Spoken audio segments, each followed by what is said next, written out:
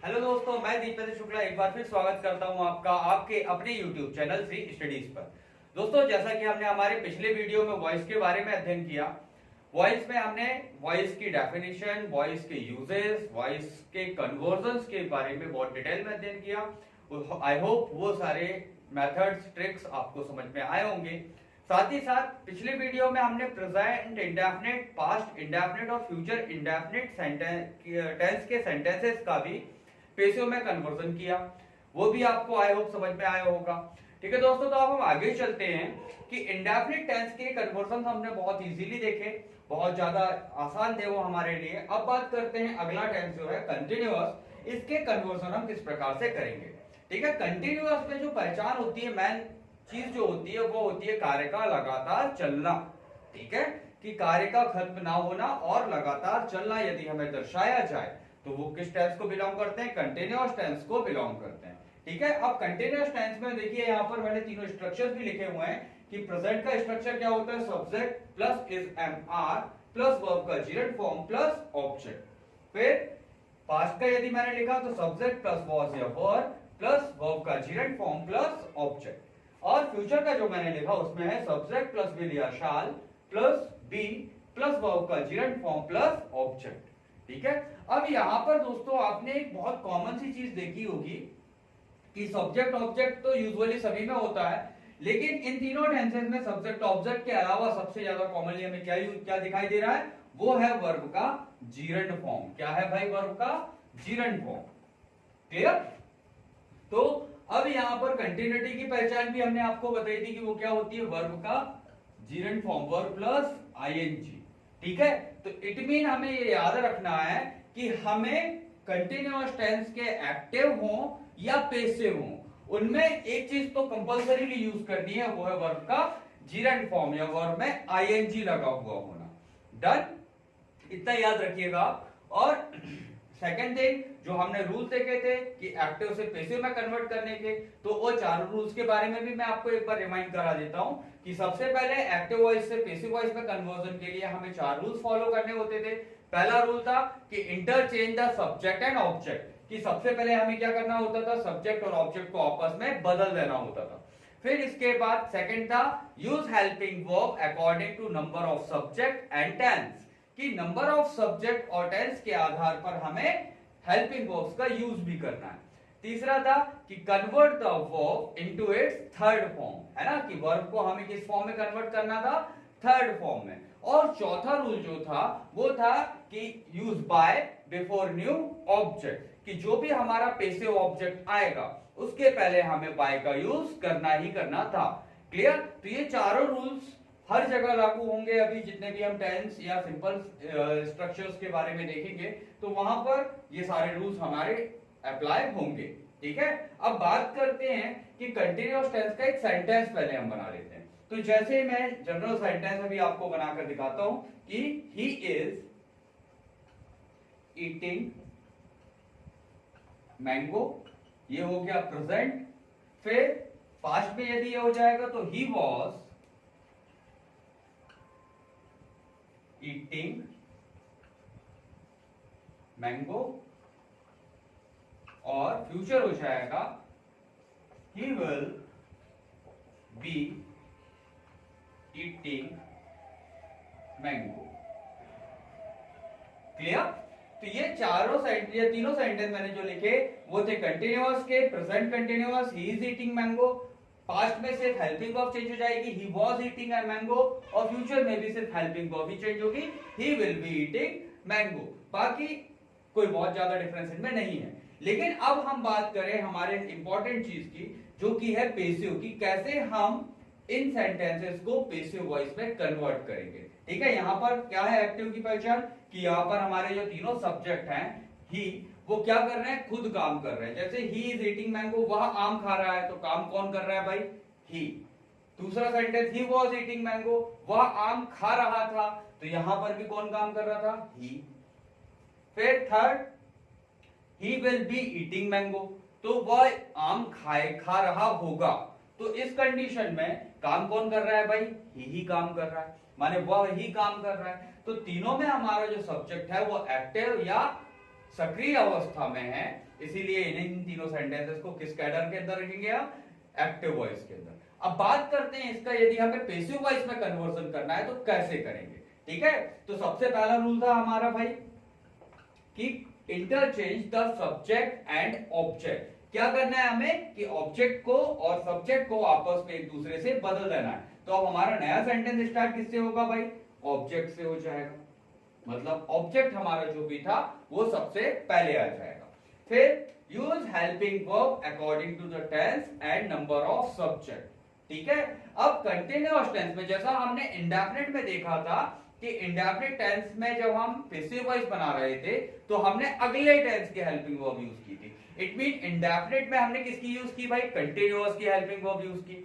लेकिन अब यदि हमारे पास कंटिन्यूअस टेंस रहे तो हम कंटिन्यूअस टेंस के पैसिव वॉइस में किस टेंस की हेल्पिंग वर्ब यूज करेंगे, कंटिन्यूअस टेंस की ही हेल्पिंग वर्ब यूज करेंगे। किसकी, कंटिन्यूअस टेंस की।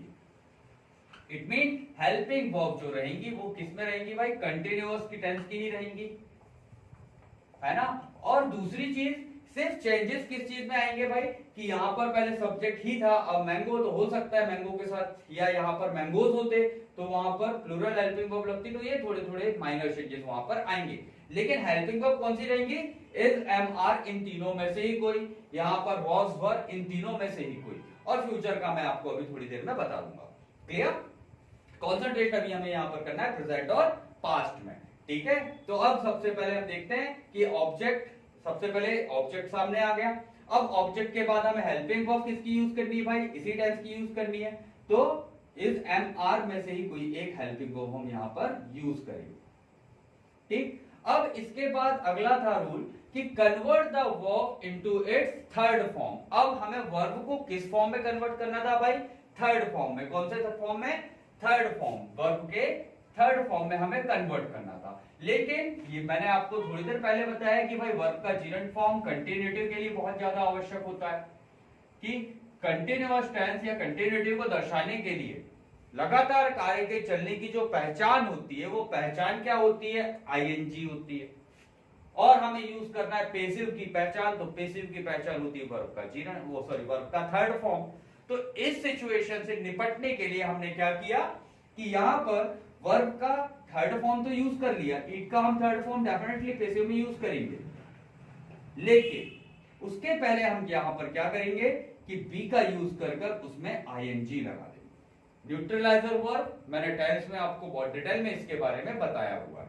ठीक है, तो जब हमने आईएनजी को ट्रांसफर कर दिया बी में, तो इट मीन सेंटेंस में कंटिन्यूटी भी बनी हुई है, लगातार भी बना हुआ है, और पैसिव की जो पहचान होती है वर्ब का थर्ड फॉर्म, हमने वो भी यहां पर यूज कर लिया है।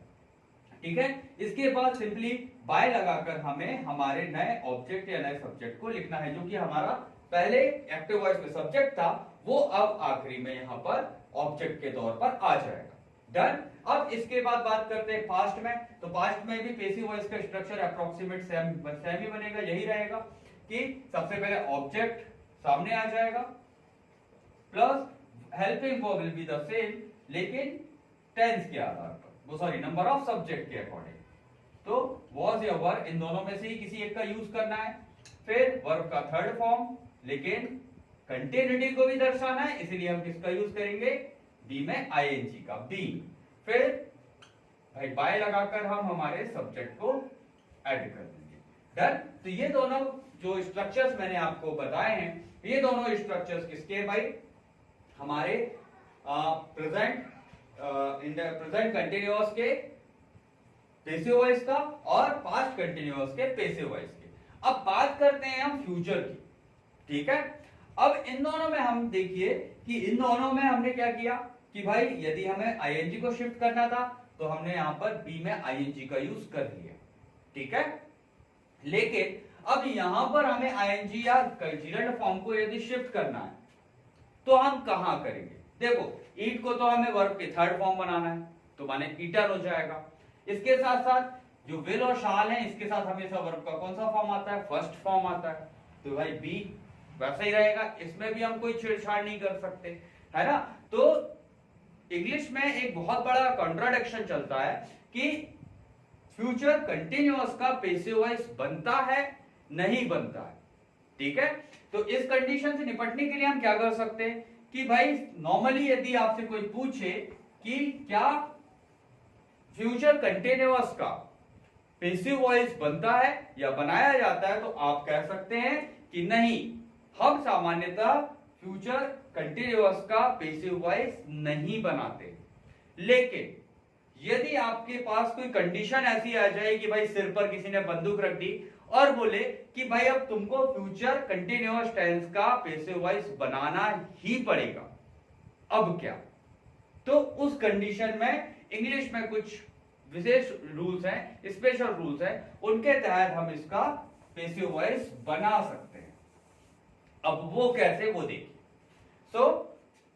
इसका पैसिव वॉइस भी बनेगा। कैसे बनेगा भाई? सबसे पहले सब्जेक्ट और ऑब्जेक्ट को हमने इंटरचेंज कर दिया, तो ऑब्जेक्ट आ जाएगा सामने, ऑब्जेक्ट से हमारे सेंटेंस की शुरुआत हो जाएगी, ठीक है। इसके बाद हमें हेल्पिंग वर्ब तो वही सेम टू सेम यूज करनी है, सो विल या शाल, इनको हम एज इट इज यूज करेंगे। डन। इसके बाद भाई इनकी कंडीशंस को भी हमें पूरा करना है, तो विल और शाल के साथ क्या आएगा? वर्ब का फर्स्ट फॉर्म। तो ये कंडीशन को भी हमने पूरी कर लिया, यहां पर वर्ब का फर्स्ट फॉर्म आ जाएगा। लेकिन अब आपको वर्ब को किसमें कन्वर्ट करना है? थर्ड फॉर्म में। तो चलो भाई ये भी कर लेते हैं कि वर्ब को उसके थर्ड फॉर्म में कन्वर्ट कर दिया, ठीक। लेकिन अब आईएनजी को शिफ्ट करना, कंटिन्यूटी को दर्शाना, इस कंडीशन में हम अब क्या करेंगे? तो यहां पर एक मैथ से मैं आपको रिलेट करना चाहूंगा कि यदि आपने, जैसे मैंने आपको एग्जांपल में भी बताया था, x के साथ यदि कुछ नहीं है तो हमने क्या किया भाई? मल्टीप्लाई बाय 1 लिख दिया, x की वैल्यू में कोई चेंज नहीं आया। लेकिन यदि हम यहां पर 2 बार भी मल्टीप्लाई बाय 1 लिख देते हैं, x मल्टीप्लाई बाय 1 और मल्टीप्लाई बाय 1, तो एक बार करें या 10 बार करें या 1000 बार करें, x की वैल्यू में तो कोई भी चेंज नहीं आना भाई। x की वैल्यू यदि 4 है तो एक बार करेंगे तो 4 1 जा 4 ही होगी, और दूसरी बार भी करेंगे तो 4 1 जा 4 ही होगी, है ना। तो वैसे ही क्यों ना हम यहां पर भी ऐसा कुछ कर लें कि भाई एक भी तो लगा दिया विल शाल की कंडीशंस को पूरा करने के लिए, लेकिन आईएनजी को शिफ्ट करने के लिए भी हमने क्या करते हैं कि एक और भी लगा देते हैं। तो क्या हो जाएगा? Object plus will shall plus be plus being, क्या करेंगे? अब बी में आईएनजी को भी शिफ्ट कर देंगे और वर्ब को थर्ड फॉर्म में रखकर फिर बाय, और बाय के साथ हम हमारा जो सब्जेक्ट था उसको लिख देंगे। तो क्या स्ट्रक्चर बन गया हमारा? ऑब्जेक्ट प्लस विल या shall plus be plus being plus verb का third form plus by plus subject. लेकिन कब? जब आपके सिर पर कोई बंदूक रखकर बनाने को बोले तब। नॉर्मल कंडीशन में भैया बनता ही नहीं है। डन। अब ये सारे स्ट्रक्चर्स आपने देख लिए कि पैसिव किस प्रकार से बन रहा है। अब बात करते हैं इनके कन्वर्जन की कि यदि सेंटेंस को हमें पैसिव में कन्वर्ट करना है तो हम किस प्रकार से करेंगे। जैसे यहां पर ये लिखा हुआ है ही इज ईटिंग मैंगो, तो भाई काम कौन कर रहा है? ही। तो सब्जेक्ट क्या हो गया? ही।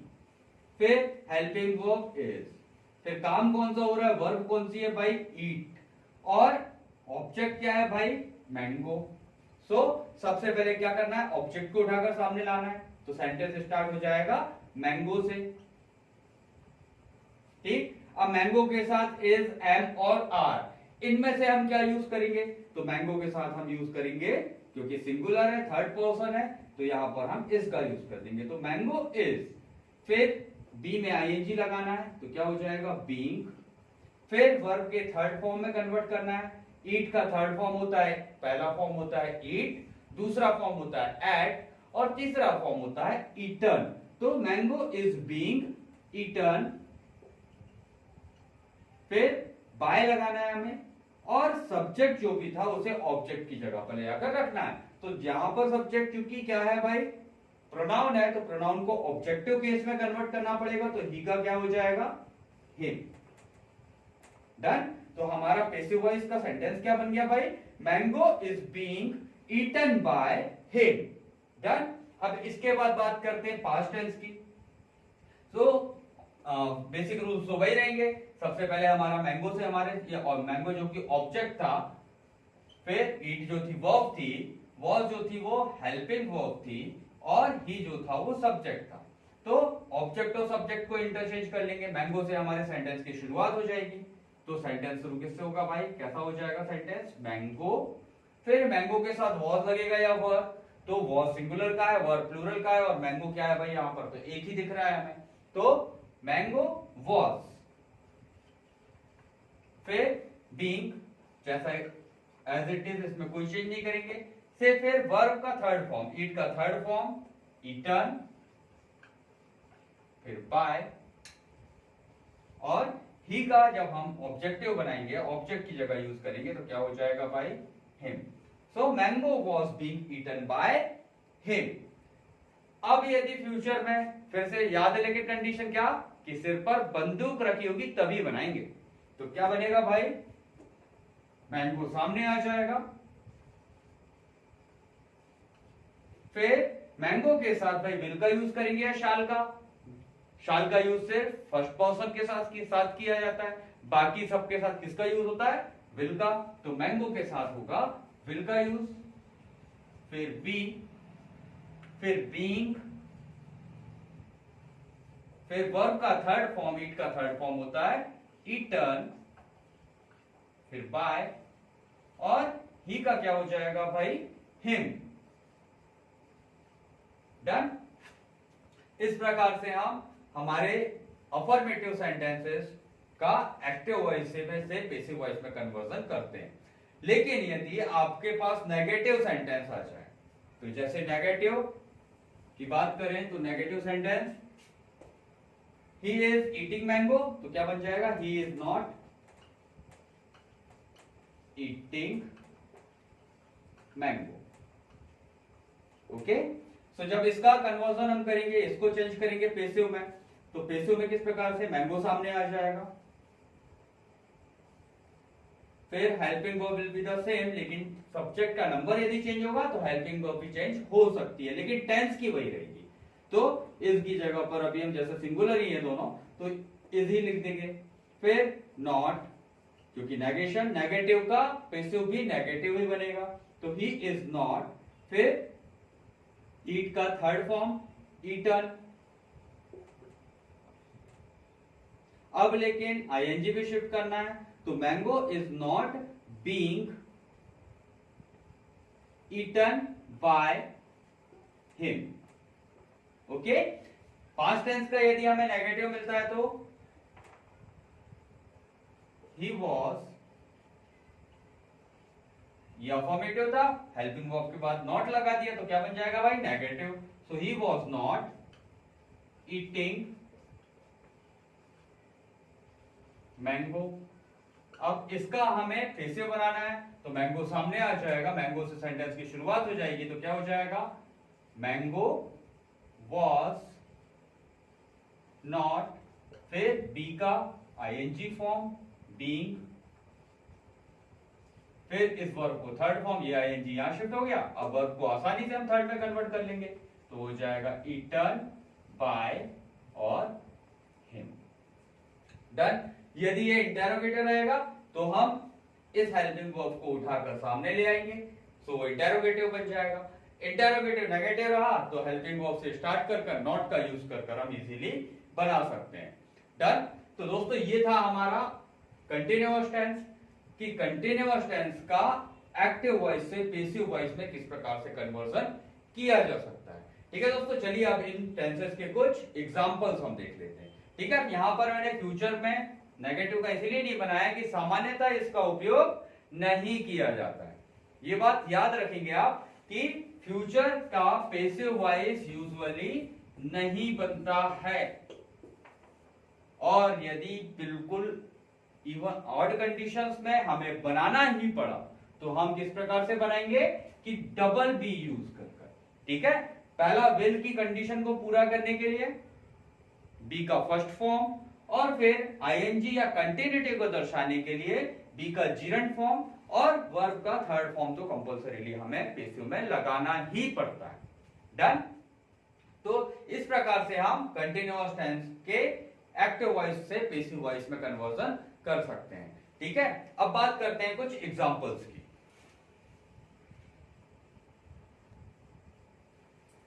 दोस्तों अब हम बात करते हैं कि कन्वर्सन की प्रैक्टिस हम किस प्रकार से कर सकते हैं, किस प्रकार के सेंटेंस हमारे पास आ सकते हैं।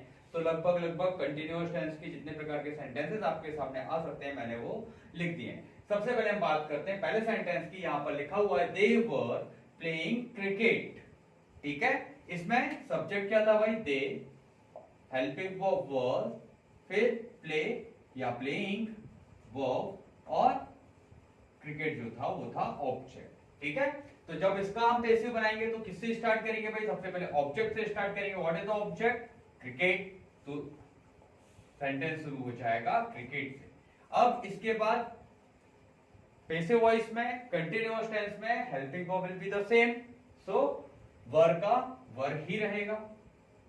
लेकिन यहां पर क्रिकेट जो था वो क्या है? सिंगुलर है, तो वर्ब से किसमें कन्वर्ट कर देंगे हम? वॉज में। सो क्रिकेट वॉज, फिर बी और बी में लगा देंगे आईएनजी। ये जीरेंट फॉर्म को हमने शिफ्ट किया किसमें? आईएनजी में। और वर्ब को कन्वर्ट कर देते हैं थर्ड फॉर्म में। तो क्या हो जाएगा भाई? प्ले और प्लेड और प्लेड। तो क्रिकेट वॉज बीइंग प्लेड, फिर बाय, और सब्जेक्ट क्या था भाई? दे। दे एक प्रोनाउन था, तो प्रोनाउन को यदि हम एज एन ऑब्जेक्ट यूज करते हैं तो उसका ऑब्जेक्टिव केस का यूज करेंगे, तो दे का हो जाएगा them. Clear? So they were playing cricket, इसका पैसिव क्या बनेगा? Cricket was being played by them. Second sentence है we are writing letters. So object यहां पर क्या भाई? लेटर्स। तो पैसिव स्टार्ट हो जाएगा ऑब्जेक्ट से, सो लेटर्स। फिर यहां पर आर है और लेटर्स भी क्या है भाई? प्लूरल है, तो हेल्पिंग को प्लूरल में इज, एम और आर में से हम यूज करते हैं आर का। तो लेटर्स आर, फिर वर्ब का थर्ड फॉर्म रिटर्न करना पड़ेगा, राइट, रोट और रिटर्न। तो यहां पर तो रिटर्न का यूज हो जाएगा, लेकिन आईएनजी को हम किसमें शिफ्ट कर देंगे भाई? बी में। तो लेटर्स आर बीइंग और राइट का third form written by we. We को ऑब्जेक्टिव केस में ले जाएंगे तो हो जाएगा अस। ठीक है, तीसरा सेंटेंस देखते हैं। My mother is not cooking food. So object था हमारा फूड, सब्जेक्ट था माय, मदर कुकिंग हो गई वर्ब, और इज हेल्पिंग वर्ब, और नॉट जो है वो नेगेटिव को दर्शा रहा है। तो ये सेंटेंस क्या है भाई? नेगेटिव है, तो इसका पैसिव भी क्या बनेगा? नेगेटिव ही बनेगा। स्टार्ट हो जाएगी ऑब्जेक्ट से, तो फूड आ जाएगा सामने। फूड के साथ इज, एम और आर, यहां पर इज है, इट मीन ये सेंटेंस किसका है? प्रेजेंट का है। प्रेजेंट कंटिन्यूअस की हेल्पिंग वर्ब होती है इज, एम और आर। तो फूड के साथ किसका यूज करेंगे? फूड है सिंगुलर, तो डेफिनेटली यहां पर हम इसका यूज करेंगे, तो फूड इज। फिर नेगेटिव सेंटेंस था, तो उसके बाद हमें नॉट का यूज करना है, नॉट हो जाएगा, तो फूड इज नॉट। फिर आईएनजी को शिफ्ट करना है बी में, और कुक को कन्वर्ट करना है थर्ड फॉर्म में, तो बीइंग, और कुक का थर्ड फॉर्म होता है कुक, कुक्ड और कुक्ड। फिर बाय, और कौन बना रहा था भाई? My mother. तो यह हमारा ऑब्जेक्ट हो जाएगी। ठीक, so food is not being cooked by my mother. Clear? अब बात करते हैं नेक्स्ट सेंटेंस की। Umang was not singing a song. तो अ सॉन्ग जो है वो हमारा ऑब्जेक्ट है, उमंग जो है वो सब्जेक्ट है, सिंग वर्ब है, और वाज हेल्पिंग वर्ब है। और ये भी कैसा है भाई? एक नेगेटिव सेंटेंस है। सो ऑब्जेक्ट सामने आ जाएगा, तो स्टार्ट हो जाएगा हमारा नया सेंटेंस अ सॉन्ग से। फिर सॉन्ग भी सिंगुलर है, तो वॉज या वर्ब में से सॉन्ग के साथ यूज होती है वॉज, तो अ सॉन्ग वॉज। फिर बी, सॉरी नॉन नेगेटिव था, तो हमें नॉट भी यहां पर लगाना होगा, नॉट, और सिंगिंग के आईएनजी को शिफ्ट कर देंगे बी में, तो क्या हो जाएगा? बीइंग। फिर सिंग का थर्ड फॉर्म सिंग, सैंग, और थर्ड फॉर्म होता है संग, तो हम लिख लेंगे संग। फिर बाय, किसने गा रहा था भाई? उमंग गा रहा था, और उमंग क्या है? एक प्रॉपर नाउन है, तो वो अपनी जगह पर सेम ही रहेगी। तो सेंटेंस क्या बन जाएगा? Umang was not singing a song का passive, a song was not being sung by Umang. ठीक है। नेक्स्ट सेंटेंस है was teacher punishing students. So यहां पर ऑब्जेक्ट क्या है भाई, स्टूडेंट्स, तो इसी से हमारा नया सेंटेंस स्टार्ट हो जाएगा, स्टूडेंट्स। फिर स्टूडेंट्स प्लूरल है और ये क्या है, इंटेरोगेटिव है। सो हमें थोड़ा सा और स्पेस लेकर बनाना होगा कि पहले लिखेंगे स्टूडेंट, फिर इंटेरोगेटिव था तो इंटेरोगेटिव का पेसिव भी इंटेरोगेटिव ही बनेगा। अब स्टूडेंट्स के साथ हमें हेल्पिंग वर्ब कौन सी यूज करनी है, तो स्टूडेंट्स जो कि प्लूरल है तो प्लूरल के साथ वॉज या वर में से हम यूज करते हैं वर का। तो यहाँ स्टार्ट करेंगे सेंटेंस को किससे, वर से, तो वर स्टूडेंट्स, फिर बी और बी में लगा देंगे आईएनजी, क्योंकि अब हमें पनिशिंग को थर्ड फॉर्म में लिखना है, पनिश को थर्ड फॉर्म में लिखना है, तो आईएनजी कहां शिफ्ट हो गया, बीइंग में, और पनिश का थर्ड फॉर्म होता है पनिश्ड, फिर बाय, और किसके द्वारा किया जा रहा था भाई, टीचर, तो लास्ट में आ जाएगा टीचर। डन। और उसके बाद क्वेश्चन मार्क भी हमें लगाना। इसी टाइप से यदि हमारे पास एक और सेंटेंस है जो कि क्वेश्चन है या इंटेरोगेटिव सेंटेंस है, वो है वर दे टेलिंग अ लाई। तो इसमें ऑब्जेक्ट क्या है, अ लाई, वर्ब है टेल, सब्जेक्ट है दे, और वर्ब जो है हेल्पिंग वर्ब, ठीक है। तो अब हमें हमारे पैसिव वॉइस को फिर से ऑब्जेक्ट से स्टार्ट करना है, तो ऑब्जेक्ट बन जाएगा हमारा नया सब्जेक्ट, सो अ लाई।